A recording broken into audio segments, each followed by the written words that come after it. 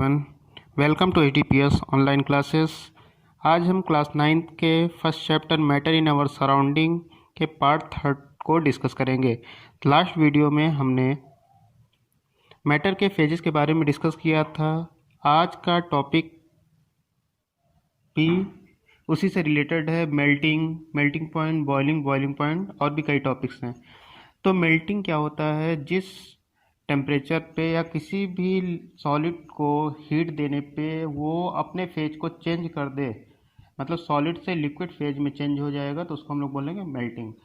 और एक particular point पे चेंज होता है तो उसको बोलते हैं मेल्टिंग पॉइंट। अगर किसी भी सॉलिड को गर्म करने पे जिस पॉइंट पे, जिस टेम्परेचर पे वो मेल्ट होना स्टार्ट हो जाएगा, उसको हम लोग बोलेंगे melting point. The temperature at which given solid start melting, जिस टेम्परेचर पे सॉलिड लिक्विड फेज में चेंज होना स्टार्ट हो जाएगा, उसको हम लोग बोलेंगे मेल्टिंग पॉइंट।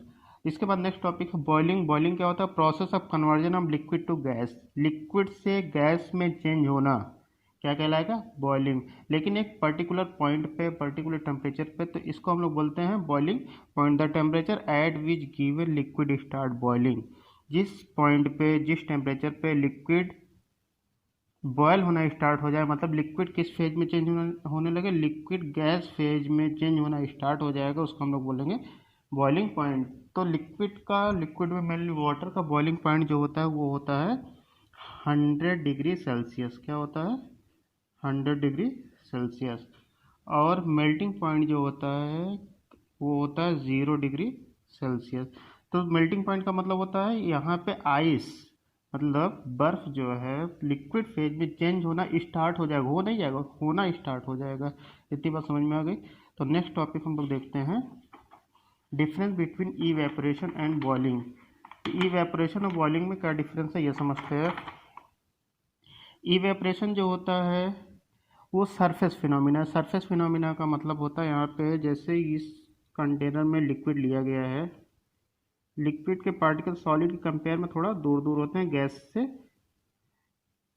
और पास होते हैं, तो ये लिक्विड है, लिक्विड के पार्टिकल हैं। तो इवेपोरेशन में क्या होता है? सरफेस का ही जो पार्टिकल होता है वो ब्रेक होके क्या हो गया, गैस में चेंज होता है, तो इस प्रोसेस को बोलते हैं इवेपोरेशन। लेकिन बॉइलिंग में क्या होता है? बॉइलिंग एक बल्क फिनोमिना है। बल्क फिनोमिना मतलब होता है कि पूरा का पूरा वाटर में से कहीं से भी पार्टिकल ब्रेक होके क्या होता है, गैस में चेंज हो सकता है। किस में चेंज हो जाएगा? गैस में, वेपर में कन्वर्ट होने लगेगा। जब लिक्विड, यहाँ भी क्या होगा, इसमें भी लिक्विड चेंज हो रहा है गैस में, यहाँ भी चेंज हो रहा है लिक्विड गैस में। लेकिन डिफरेंस क्या है इसमें? इवेपोरेशन में सिर्फ सरफेस का वाटर ही इवेपोरेट होगा, वेपर में कन्वर्ट होगा। लेकिन बॉइलिंग में पूरे लिक्विड में से कोई भी पार्टिकल ब्रेक होकर इनमें इंटरमॉलिकुलर, इस पार्टिकल के बीच में कुछ फोर्स काम कर रहा है जिसको बोलते हैं इंटरमॉलिकुलर फोर्स या मॉलिकुलर फोर्स ऑफ अट्रैक्शन है। तो ये जब इसमें हीट होगी, एनर्जी मिलती है, तो ये क्या होते हैं, पार्टिकल ब्रेक हो जाएंगे सरफेस वाले, और ये वाटर का जो पार्टिकल था लिक्विड फेज से चेंज होकर गैस फेज पे चेंज हो जाएगा और एटमॉस्फेयर में आ जाएगा। तो इस प्रोसेस को हम लोग बोलते हैं इवेपोरेशन। और अगर पूरा पानी का कोई भी पार्टिकल ब्रेक होकर गैस में कन्वर्ट हो जाएगा, उसको हम लोग बोलेंगे बॉइलिंग। तो इसको क्या बोलते हैं? Take place at all temperature, किसी भी टेम्परेचर पर, लेकिन बॉइलिंग पॉइंट से नीचे, बॉइलिंग पॉइंट से पहुंचने से पहले वाले टेम्परेचर पे लिक्विड गैस में चेंज हो जाएगा, तो उसको हम लोग बोलेंगे इवेपोरेशन। और जब उस अपने बॉइलिंग पॉइंट पे पहुंच के वो वेपर में कन्वर्ट होने लगेगा, तो उसको हम लोग बोलेंगे boiling. Evaporation take place from the surface, evaporation surface का फिनोमिना है। लेकिन बॉइलिंग क्या होता है? इंटायर लिक्विड बॉयल्स, पूरा पानी क्या होता है, बॉयल होता है। इसमें can occur using the internal energy of the system. Evaporation में जो एनर्जी मिलती है वो सिस्टम से मिलती है, एटमॉस्फेयर से मिलती है या किसी बॉडी से मिलती है। लेकिन बॉइलिंग में क्या होता है, जो इसको एनर्जी दी जाती है वो एक्सटर्नल सोर्स से होता है, मतलब उसको हम गर्म करते हैं, हीट करते हैं।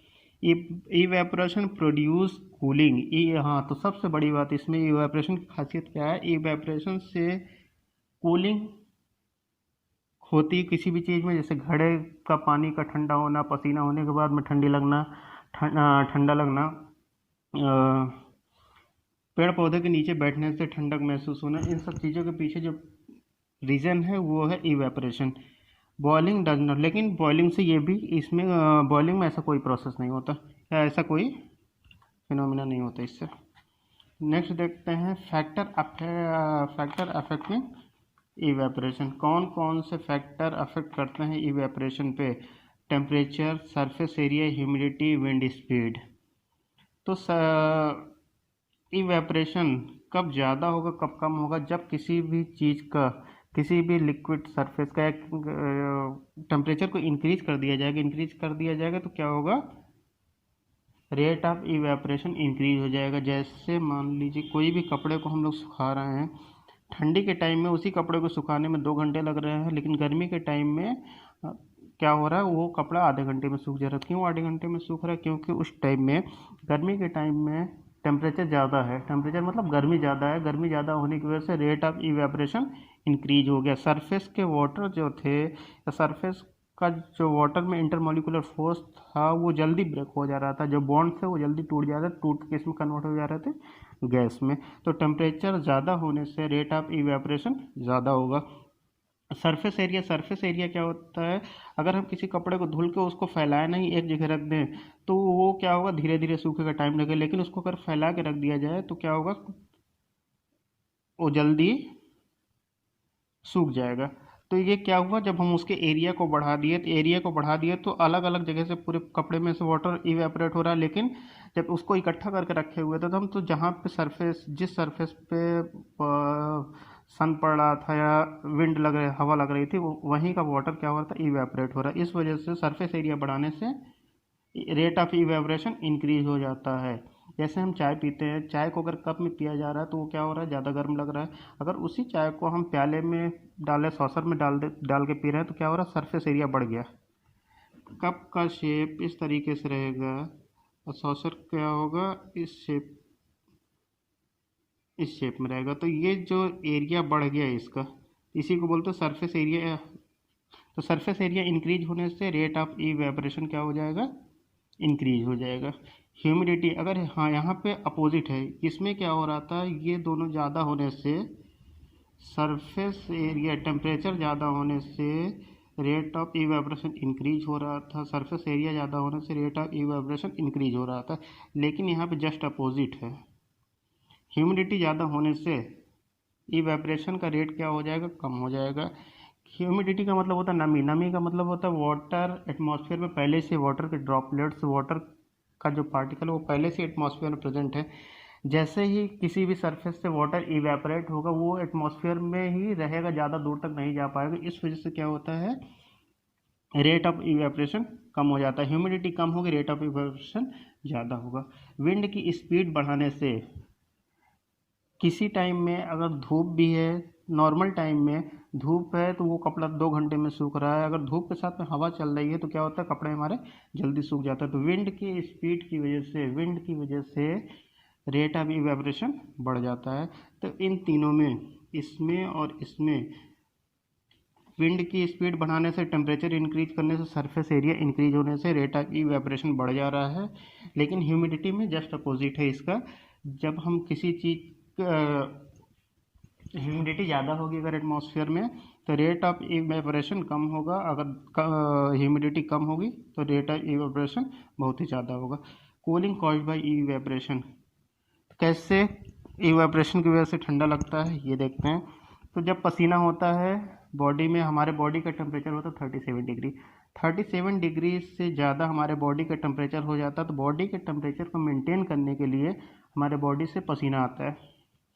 तो पसीना आने के बाद में जब वाटर के ड्रॉपलेट्स बाहर आ जाते हैं, इसमें सॉल्ट भी होता है साथ में, तो क्या होता है, ये वाटर वेपर बन के गैस में कन्वर्ट होने लगता है। तो इस वेपर को गैस में कन्वर्ट करने के लिए जो एनर्जी मिलती है वो एटमॉस्फेयर से मिल जाती है और हमारे बॉडी के टेम्परेचर से। जब बॉडी के टेम्परेचर से एनर्जी मिल जाती है तो ये बॉडी का टेम्परेचर क्या करता है, गैस में कन्वर्ट कर देता है। गैस में कन्वर्ट कर देता है तो ये क्या होता है, हमको ठंडक महसूस होती है, क्योंकि हमारी बॉडी की जो हीट थी वो लूज़ हो गई।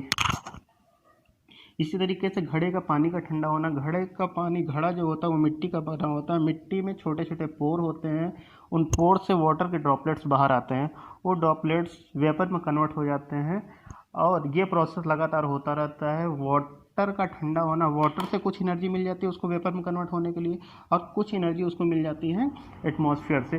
तो ये लगातार प्रोसेस चलने की वजह से हमारा जो मटके का पानी होता है, घड़े का पानी होता है, वो ठंडा हो जाता है। इसके बाद नेक्स्ट टॉपिक आता है लैटेंट हीट। क्या आता है? लैटेंट। जैसे कि नाम से ही दिख रहा है, लैटेंट मतलब होता है हिडन। क्या होता है? हिडन। हिडन मतलब होता है छिपा हुआ।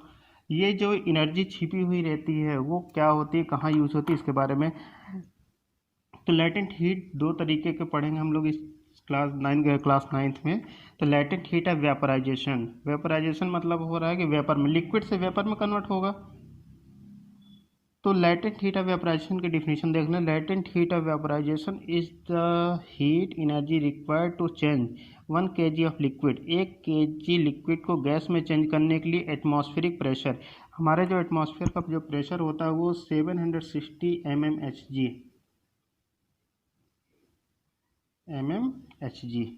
तो 1 किलोग्राम लिक्विड को गैस में चेंज करने के लिए जितनी हीट की ज़रूरत होगी उसको हम लोग क्या बोलेंगे? Latent heat of vaporization. इसी तरीके से दूसरा टॉपिक है latent heat of fusion.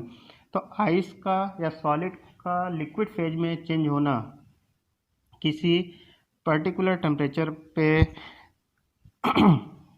Latent heat of fusion is the amount of heat energy required to change 1 kg of solid into liquid at its melting point. Latent heat of fusion होता क्या है, diagram से देख लेते हैं, और vaporisation दोनों चीज़ का। मान लीजिए एक बीकर में वाटर लिया गया है, वाटर है, इस वाटर को हम हीट कर रहे हैं, एक्सटर्नल एनर्जी दे रहे हैं, मतलब हीट कर रहे हैं। हीट करने पे क्या हो रहा है, ये हीट करने से पहले जो वाटर का टेम्परेचर था वो 25 डिग्री सेल्सियस था। इसमें एक थर्मामीटर लगा देते हैं, जैसे कि इसमें हमको पता चल जाए कि इसका टेम्परेचर कितना था। अभी जो रीडिंग दिखा रहा है वो कितना है, 25 डिग्री सेल्सियस, ये वाटर का।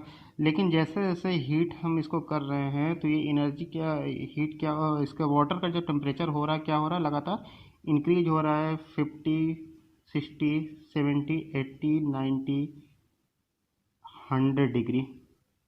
100 डिग्री जब सेल्सियस पे पहुंच गया तो ये क्या हो रहा है, इसके टेम्परेचर इंक्रीज नहीं हो रहा है। इंक्रीज नहीं हो रहा है, हम लगातार इसको गर्म भी कर रहे, तो ये एनर्जी जा कहाँ रही है, इसी को बोलते हैं हिडन एनर्जी। तो हिडन एनर्जी का मतलब ये क्या हो रहा है, फेज चेंज हो जा रहा है। जब 100 डिग्री सेल्सियस पहुंचा तो ये क्या होता है, हम जानते हैं कि वाटर का जो बॉइलिंग पॉइंट होता है वो होता है 100 डिग्री सेल्सियस। 100 डिग्री सेल्सियस में वाटर मतलब लिक्विड गैस में चेंज होने लगता है। तो ये जो एनर्जी हम इसको लगातार दे रहे हैं वो एनर्जी जा कहाँ रही है, वो जा रही एनर्जी लिक्विड से गैस में चेंज करने में, मतलब फेज चेंज करने में एनर्जी जा रही। इसी को हम लोग बोलते हैं लैटेंट हीट ऑफ वेपराइजेशन। बात समझ में आ गई है? तो ये एनर्जी जा कर आ रही है, ये एनर्जी फेज को चेंज करने में जा रही है, लिक्विड से गैस को चेंज करने में जा रही है। दूसरा देखते हैं latent heat of fusion. Ice से सॉलिड फॉर्म में है, हम जानते हैं कि आइस का जो मेल्टिंग पॉइंट होता है वो 0 डिग्री सेल्सियस है। कितना है, 0 डिग्री। ये आइस है, आइस को हम हीट करना स्टार्ट किए, हीट करने पे जैसे ही ये हीट किया गया, जब तक ये पूरा वाटर हमारा पूरा आइस हमारा मेल्ट नहीं हो जाता तब तक इसका टेम्परेचर क्या होगा, इंक्रीज नहीं होगा। तो ये लगातार हीट करने के बावजूद भी इसका टेम्परेचर इंक्रीज नहीं हुआ। तो इंक्रीज क्यों नहीं हुआ, क्योंकि हम लोग जानते हैं कि सॉलिड के पार्टिकल बहुत ही पास होते हैं, बहुत ही ज़्यादा पास होते हैं। जब पास होते हैं तो इसमें फोर्स ऑफ अट्रैक्शन बहुत ज़्यादा होता है, इंटरमोलिकुलर फोर्स बहुत ज़्यादा होता है। इस फोर्स को, इंटरमोलिकुलर फोर्स को ब्रेक करने के लिए जो एनर्जी चाहिए वो एनर्जी कहाँ से मिल रही है हमको, जो हीट कर रहा है। इस वजह से जब तक ये लिक्विड फेज में चेंज नहीं हो जा रहा है इसका टेम्परेचर इंक्रीज नहीं हो रहा है। जब तक ये पूरा बर्फ़ पिघल नहीं जाती तब तक इसका टेम्परेचर 0 डिग्री ही रहेगा। इस प्रोसेस को हम लोग बोलते हैं लैटेंट हीट ऑफ फ्यूजन। तो ये क्लास 9 का फर्स्ट चैप्टर कंप्लीट हुआ। जो भी चीज़ नहीं समझ में आता है पूछ सकते हैं कमेंट बॉक्स में। Thank you.